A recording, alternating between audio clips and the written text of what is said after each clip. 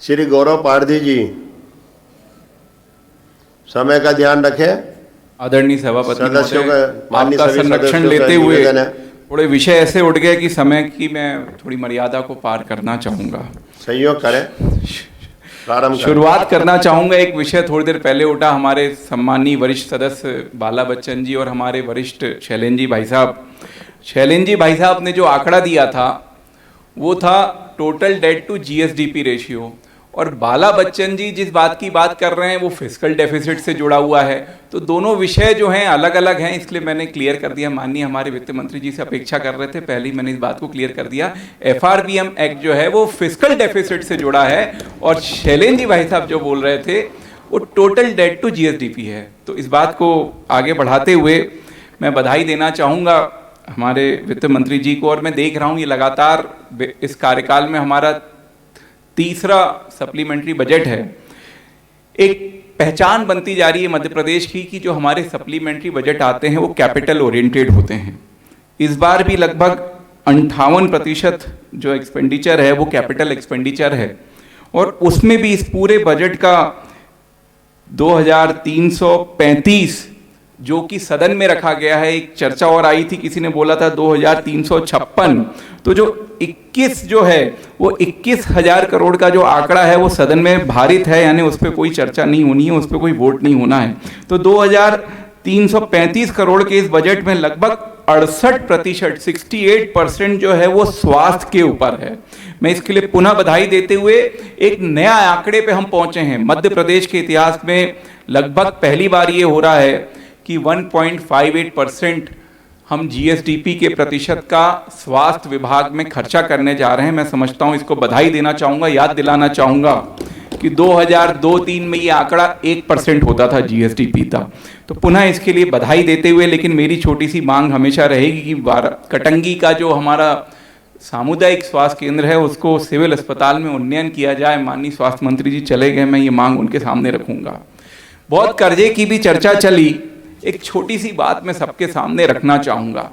वर्तमान में जो मध्य प्रदेश का कर्जा है, इसमें जो कूपन रेट है, जो जिसको हम कहते हैं ब्याज की अदायगी, ये 6.77 से लेकर 6.99 के आसपास तैर रहा है।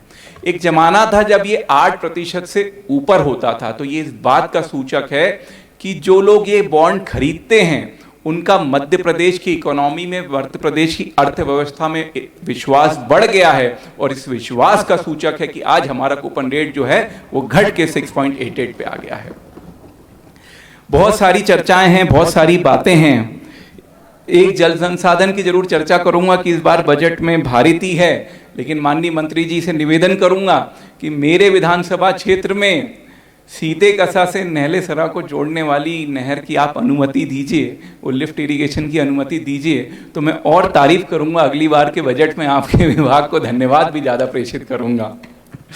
इस बजट में विशेष तौर पे मैं धन्यवाद देना चाहूँगा कि पिछड़ा वर्ग कल्याण विभाग के कन्या छात्रावासों के, क्योंकि हमेशा चर्चा आती है हमारी महिलाओं की, हमारी बच्चियों की, तो उनके फर्नीचर, लघु निर्माण आदि के लिए 5 करोड़ की राशि रखी गई है। अनुसूचित जनजाति कल्याण विभाग के लिए भी अजय नवीन योजना चालू की गई है। और जो बात मैं ध्यान में लाना चाहता हूं कि गृह विभाग के लिए जो मद रखा गया है वो निश्चित तौर पे आंतरिक सिक्योरिटी के लिए मजबूती प्रदान करने वाला है।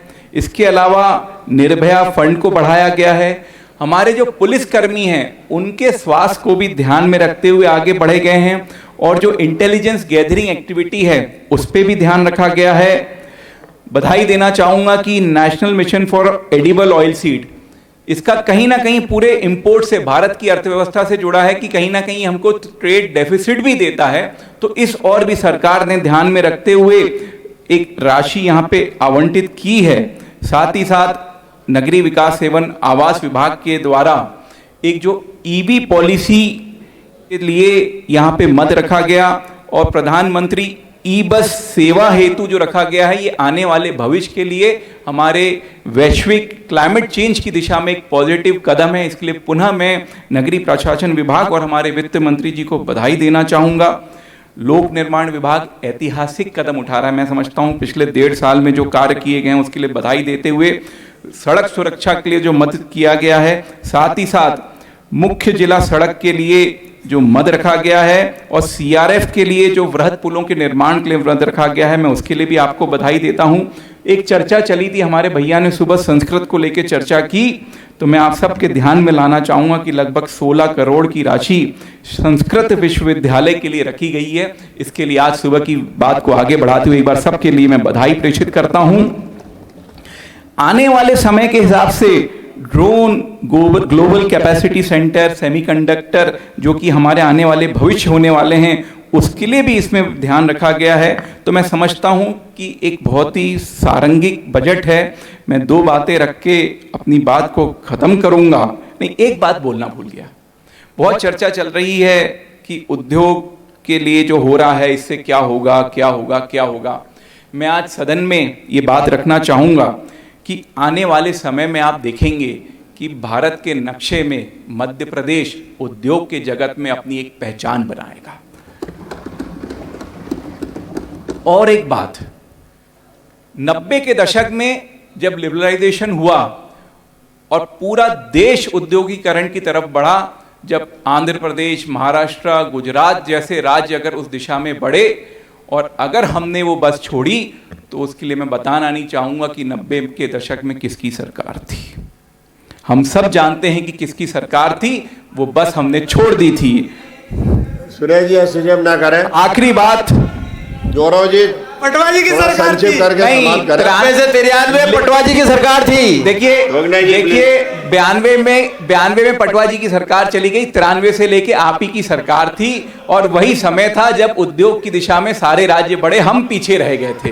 गौरव जी, आखिरी बात मैं यही कहना चाहूंगा, 1000 वर्ग गिरे आदरणीय, 1000 वर्ग गिरे, लाख अंधियां उठे, वो फूल खिलते रहेंगे जो खिलने वाले हैं। आप सब जानते हैं मैं किस फूल की चर्चा कर रहा बहुत हूं। बहुत धन्यवाद आपको, बहुत बहुत धन्यवाद।